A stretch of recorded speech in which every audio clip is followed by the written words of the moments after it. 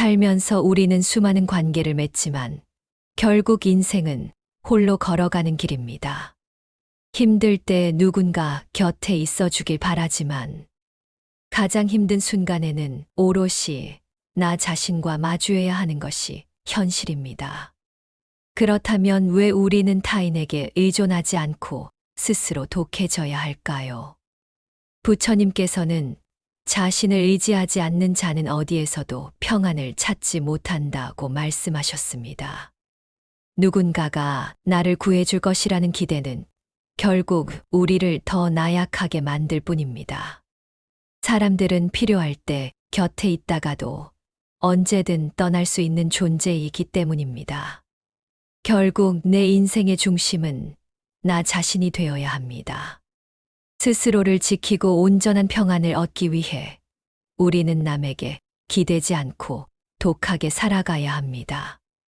인생은 결국 혼자 살아가는 여정이며 스스로를 지키기 위해 우리는 강해져야 합니다.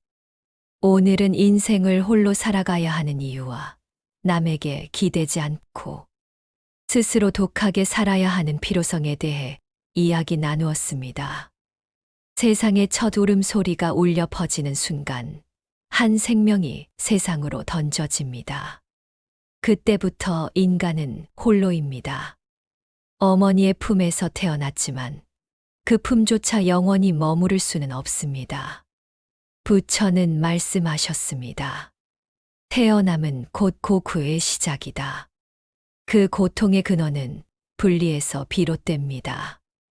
우리는 누군가의 몸에서 나왔지만 그 누구의 것도 아닌 존재로 살아가야 하기 때문입니다. 철학자 하이데거는 인간을 던져진 존재 데스인이라고 불렀습니다. 우리는 스스로 선택하지 않았는데도 세상 한가운데로 던져졌습니다. 이름도 시대도 부모도 운명도 내가 고른 게 아닙니다. 그러나 바로 그 불가피한 던짐 속에서 인생이 시작됩니다. 누군가는 그 사실을 두려워하고 누군가는 그 고독을 깨달음으로 바꿉니다. 아기는 태어나자마자 울죠. 세상이라는 낯선 고독을 처음 맞닥뜨린 순간입니다. 그 울음은 단순한 생리적 반응이 아닙니다. 그것은 나는 이제 혼자 살아야 한다는 무의식적 외침이기도 합니다. 인간은 그렇게 홀로 걷는 길을 시작하지만 아이러니하게도 평생 누군가에게 돌아가고 싶어 합니다. 부모의 품, 연인의 사랑, 사회의 인정 속으로. 하지만 그 모든 것은 잠시 머무는 쉼터일 뿐 영원한 집은 아닙니다.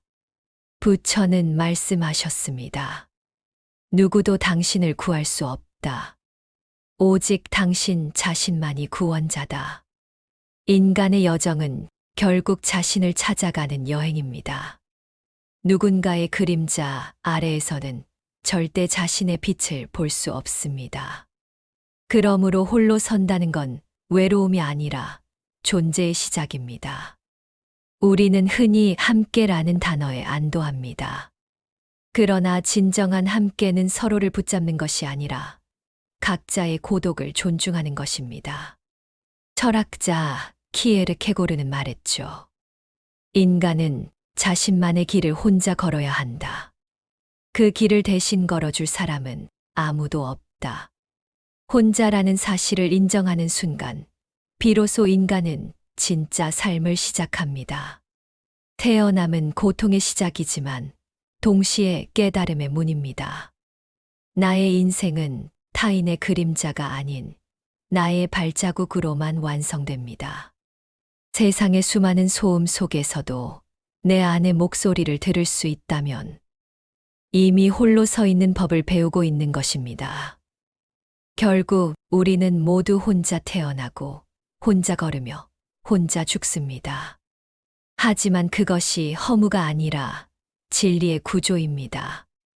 홀로라는 것은 결핍이 아니라 완전함의 다른 이름입니다. 그것을 깨닫는 순간 인생은 두렵지 않습니다. 삶의 첫 울음처럼 고독은 우리를 깨어나게 합니다. 외로움을 거부하지 말고 그 안을 바라보세요. 그곳에 진짜 나가 있습니다. 사람들로 북적이는 거리 속에서도 문득 외로움을 느껴본 적이 있나요? 웃음소리와 대화가 오가는 그 한가운데서도 마음 한쪽이 비어있는 듯한 그 감정 말입니다. 부처는 말했습니다. 타인의 마음은 내 것이 아니다. 아무리 가까워도 우리는 서로의 내면에 닿을 수 없습니다. 그 경계는 생각보다 깊고 단단합니다. 철학자 루소는 이런 말을 남겼습니다. 사람들은 무리지어 다니지만 그 속에서 더욱 고독해진다. 아이러니하게도 우리는 외로움을 피하려고 사람을 찾지만 그 속에서 더 외로워집니다. 왜냐하면 대부분의 관계는 진심의 교류가 아니라 인정의 거래이기 때문입니다. 상대가 나를 어떻게 볼지, 나를 좋아할지, 필요로 할지에 따라 마음을 조절합니다. 그렇게 조금씩 우리는 타인의 시선 속에서만 존재하게 됩니다. 사람이 많을수록 우리는 더욱 혼자가 됩니다. 함께 웃고 함께 걷지만 서로의 진심은 닿지 않습니다. 겉으로는 친밀해 보여도 마음의 문은 닫힌 채로 미소만 나눕니다. 부처는 이를 망상황상의 연기라 불렀습니다. 함께 있다는 착각이 주는 안도감에 기대 살지만 그 안도는 진짜 평화가 아닙니다. 오히려 외로움을 덮는 얇은 천에 불과하죠. 철학자 사르트르는 인간의 관계를 이렇게 표현했습니다. 타인은 나의 지옥이다. 그의 말은 냉소적으로 들리지만 사실은 진실의 일부입니다. 우리는 타인을 통해 자신을 확인하려 하지만 동시에 타인 때문에 불안해집니다. 그 불안은 결국 내가 누구인지를 잃게 만듭니다. 그래서 함께 있으면서도 외롭고 사랑하면서도 공허해지는 것입니다. 관계의 중심이 나가 아니라 타인이 될 때 우리는 내면을 잃습니다. 누군가에게 인정받지 못하면 무가치하다고 느끼고 사랑받지 못하면 존재 자체가 흔들립니다. 그러나 부처는 말했죠. 그대 자신을 잃는 순간 세상을 얻어도 아무 의미가 없다. 진짜 평화는 타인의 마음 속에서 찾는 것이 아니라 자기 마음 속에서 피어나는 것입니다. 어쩌면 외로움은 인간이 피할 수 없는 숙명일지도 모릅니다. 하지만 그것은 결핍이 아니라 신호입니다. 이제 내 안을 돌아보라는 영혼의 경고입니다. 사람은 함께 있을 때가 아니라 혼자 있을 때 자신을 가장 명확히 볼 수 있습니다. 철학자 아리스토텔레스는 혼자 있을 수 없는 자는 사회의 구성원이 아니라 짐승이거나 신이다. 라고 했습니다. 그 말은 혼자 있을 용기가 곧 인간다움의 증거라는 뜻입니다. 함께 있음이 외로움을 완전히 지워주지 않습니다. 오히려 관계 속에서 자신을 잃는다면 그건 더 큰 고독입니다. 우리가 진정으로 배워야 할 것은 함께 있어도 나로 존재하는 법입니다. 부처는 인간의 모든 고통이 집착에서 비롯된다고 했습니다. 그것은 단순한 욕심이나 탐욕만을 뜻하지 않습니다. 누군가를 향한 사랑, 무엇을 이루고 싶은 열망, 사라지지 않기를 바라는 기억까지도 모두 집착의 다른 이름이죠. 우리는 무언가를 붙잡으려 합니다. 행복한 순간, 사랑하는 사람, 젊음, 명예, 심지어 괴로움마저도 내 것이라 여깁니다. 하지만 세상은 그 어떤 것도 오래 머물게 하지 않습니다. 변하지 않는 것은 오직 변한다는 사실뿐이죠. 철학자 스토아는 말했습니다. 고통은 사물 그 자체가 아니라 그것을 어떻게 바라보느냐에 달려 있다. 우리는 잃는 것을 두려워하고 변화를 거부하며 과거에 매달립니다. 그 결과 마음은 늘 불안과 두려움으로 흔들립니다.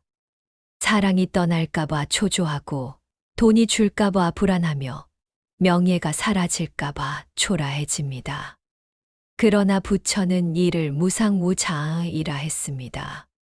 모든 것은 생겨나고 머물다가 사라지는 흐름 속에 있다는 진리입니다.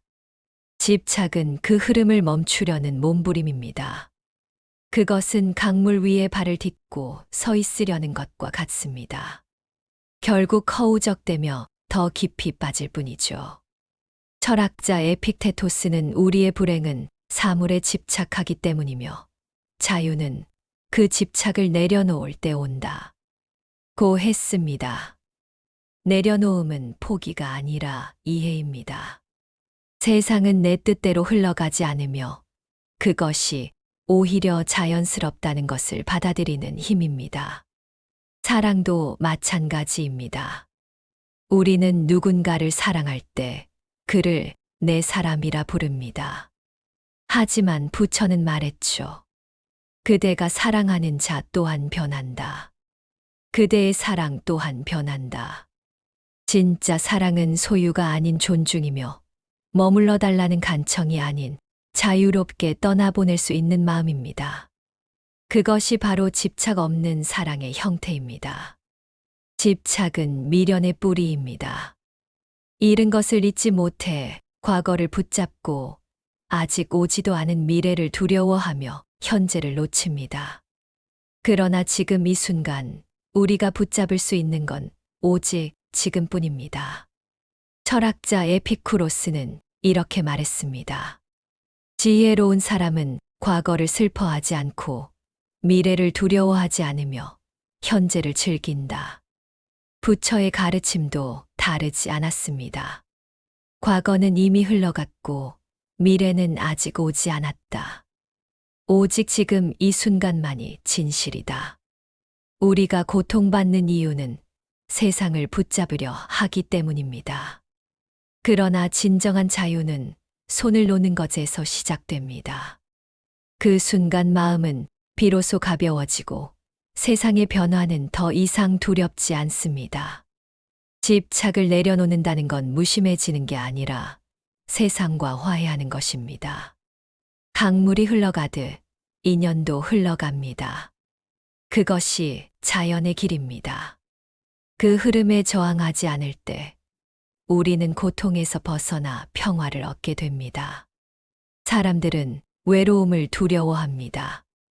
혼자 밥을 먹고 혼자 걷고 혼자 잠드는 일이 마치 실패처럼 느껴지죠. 그러나 부처는 말했습니다. 혼자 걷는 자를 두려워하지 말라. 그 길 위에서 진짜 자신을 만난다. 고독은 벌이 아니라 깨달음의 공간입니다. 하지만 대부분의 사람은 그 사실을 알지 못한 채 외로움을 피하기 위해 끊임없이 관계를 만들고 소음을 채우며 자신을 잊어버립니다. 철학자 파스칼은 인간의 불행을 한 문장으로 요약했습니다. 인간의 모든 불행은 혼자 방 안에 조용히 앉아있지 못하는 데서 비롯된다. 우리는 조용함을 견디지 못합니다. 음악을 틀고 텔레비전을 켜고 누군가에게 전화를 겁니다. 그 모든 행위는 사실상 나 자신과 마주하지 않기 위한 도피입니다.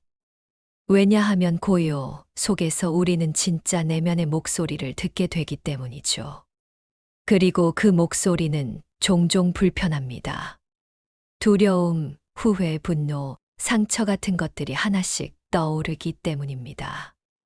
부처는 이를 번뇌의 그림자라 불렀습니다. 우리는 그것을 보기 싫어서 계속 외부로 향합니다. 하지만 아이러니하게도 그렇게 도망칠수록 마음속 고독은 더 짙어집니다. 외로움이 두려워서 사람을 찾아 나서지만 그 관계 안에서도 진심을 숨기고 가면을 쓰며 또 다른 외로움을 쌓아갑니다. 결국 고독은 피한다고 사라지지 않습니다. 오히려 피하려 할수록 우리를 더 깊이 끌어당기죠. 철학자 몽테뉴는 말했습니다. 자신과 함께 머무는 법을 배운 사람은 결코 외롭지 않다. 혼자 있는 시간을 두려워하지 않는다는 건 세상과의 단절이 아니라 자신과의 화해를 의미합니다. 그것은 내면을 정화하는 시간이며 삶의 소음을 정리하는 과정입니다. 고독을 마주할 줄 아는 사람은 더 이상 외로움에 휘둘리지 않습니다. 그는 그 감정을 통찰로 바꿔냅니다. 부처의 제자 가운데 한 사람은 스승에게 물었습니다. 스승님, 고독이 너무 괴롭습니다. 어떻게 해야 벗어날 수 있습니까? 부처는 조용히 미소 지으며 대답했습니다. 고독은 벗어나는 것이 아니라 바라보는 것이다. 바라보면 사라지고 피하면 자란다. 이 짧은 대답 속에 인생의 지혜가 담겨 있습니다. 외로움을 피하려 하면 괴로움이 되고 받아들이면 평화가 됩니다. 고독은 어쩌면 삶이 우리에게 주는 가장 정직한 거울입니다. 그 속에서만 우리는 진짜 자신의 얼굴을 보게 됩니다. 외부의 인정이 아니라 내면의 목소리를 들을 때 비로소 인간은 자유로워집니다. 고독을 두려워하는 사람은 결국 타인의 기대에 갇혀 살지만 고독을 친구로 삼은 사람은 세상 속에서도 중심을 잃지 않습니다. 고독을 피하려는 마음이 바로 괴로움의 씨앗입니다. 그러나 그 씨앗을 직시할 용기를 가진 사람만이 마음의 평화를 얻습니다. 부처는 말씀하셨죠. 고요 속에 머무는 자, 그는 이미 깨달음의 문턱에 서 있다. 세상은 언제나 바쁩니다. 누군가는 소셜미디어 속에서 끊임없이 타인과 연결되고 누군가는 일과 관계에 매달리며 자신을 잃습니다. 그러나 부처는 조용히 말씀하셨습니다. 고요 속에서 피는 연꽃은 더럽혀지지 않는다. 혼자 있는 시간은 단순한 쉼이 아닙니다. 그것은 마음의 정화이며 영혼이 자기 자리로 돌아가는 여정입니다. 철학자 디오게네스는 광장에서 홀로 앉아 명상하듯 시간을 보냈습니다. 사람들이 비웃자 그는 말했죠. 군중 속에 있을 때 나는 가장 외롭다. 혼자 있을 때 비로소 인간답다. 이 말은 단순한 고독의 찬양이 아니라 인간의 중심을 되찾는 선언이었습니다. 세상과 잠시 거리를 두는 일은 도망이 아니라 회복입니다. 고요함 속에서 우리는 소음에 묻힌 자신의 목소리를 듣게 됩니다. 홀로 있는 시간에는 마음이 투명해집니다. 그동안 무심히 지나쳤던 감정들이 떠오르고 진짜 내가 무엇을 원하는지 서서히 보이기 시작합니다. 부처는 명상 중에도 이렇게 가르쳤습니다. 앉아 있으라. 생각이 떠오르면 흘려보내라. 그것이 곧 깨달음으로 가는 문이다. 고요히 머무는 순간 우리는 세상과 단절되는 것이 아니라 오히려 더 깊이 연결됩니다. 마음의 파도가 잔잔해질 때 그 밑에 깔린 본래의 맑음이 드러나기 때문입니다. 홀로 있는 시간은 또한 단단함을 길러줍니다. 외부의 인정이나 관계의 온도에 의존하지 않고 스스로를 지탱하는 힘이 생기죠. 철학자 칸트는 이렇게 말했습니다. 고독은 나약한 자를 무너뜨리지만 강한 자를 완성시킨다. 그것은 훈련처럼 다가오기도 합니다. 처음에는 불안하고 어색하지만 점점 고독은 두려움이 아닌 친구가 됩니다. 아무도 나를 위로해주지 않아도 괜찮다는 감각, 그것이 내면의 독립입니다. 고독은 때로 마음을 벼리는 연단의 불처럼 작용합니다. 상처와 후회, 잃어버린 관계들이 불 속에서 녹아내리며 새로운 빛으로 재탄생합니다. 부처는 그 과정을 수행시오싱이라 불렀습니다. 세상을 버리고 산속에 들어가는 것만이 수행이 아닙니다. 하루의 짧은 고요함 속에서도 우리는 마음을 닦을 수 있습니다. 혼자 걷는 산책길, 조용한 새벽에 차 한 잔, 아무 말 없는 시간 속에서도 마음은 깊어집니다. 이처럼 홀로 있는 시간은 삶의 근육을 단련시키는 시간입니다. 누군가에게 기대지 않아도 서 있을 수 있는 힘, 세상의 소음에 휘둘리지 않는 마음의 무게감. 그 속에서 인간은 진짜 평화를 배웁니다. 고독은 상처가 아니라 성장의 조건입니다. 철학자 쇼펜하우어는 마지막에 이렇게 말했습니다. 위대한 영혼은 혼자 있을 때 가장 빛난다. 부처 또한 같은 뜻을 전했습니다. 그대가 고요 속에 머물면 세상은 그대를 더 이상 흔들지 못한다. 이제 우리는 알게 됩니다. 고독은 벌이 아니라 선물이며 홀로 있는 시간은 우리를 강하게 만드는 축복입니다. 다음 장에서는 그 고요 속에서 관계를 바라보는 새로운 시선, 즉 관계의 진실, 머물지 않음에 대해 이야기하겠습니다. 세상의 모든 인연은 흐릅니다. 마치 바람이 지나가듯 때로는 따뜻하게, 때로는 차갑게 스쳐갑니다. 그러나 우리는 그 흐름을 멈추려 합니다. 사랑은 영원해야 한다고 믿고 우정은 변하지 않아야 한다고 생각하죠. 하지만 부처는 단호히 말씀하셨습니다. 모든 것은 생겨나고 머물며 사라진다. 그대가 그것을 붙잡을 때 괴로움이 생긴다. 철학자 헤라클레이토스도 같은 말을 했습니다. 모든 것은 흐른다. 같은 강물에 두 번 발을 담글 수는 없다. 관계도 그렇습니다. 사람은 변하고 마음도 흐릅니다. 그러나 우리는 그 변화 앞에서 두려워합니다. 변하지 않기를 바라며 그 기대가 깨질 때 상처받습니다. 하지만 진실은 변화를 막을 수 없다는 것입니다. 인연이 머물지 않는다는 사실을 받아들일 때 비로소 우리는 평화를 배웁니다. 사랑하는 사람과의 이별, 오랜 친구의 멀어짐, 가족과의 갈등. 이 모든 것은 삶이 우리에게 비워내는 법을 가르치는 과정입니다. 부처는 무상우장을 깨닫는 자가 고통에서 벗어난다고 했습니다. 무상은 허무가 아닙니다.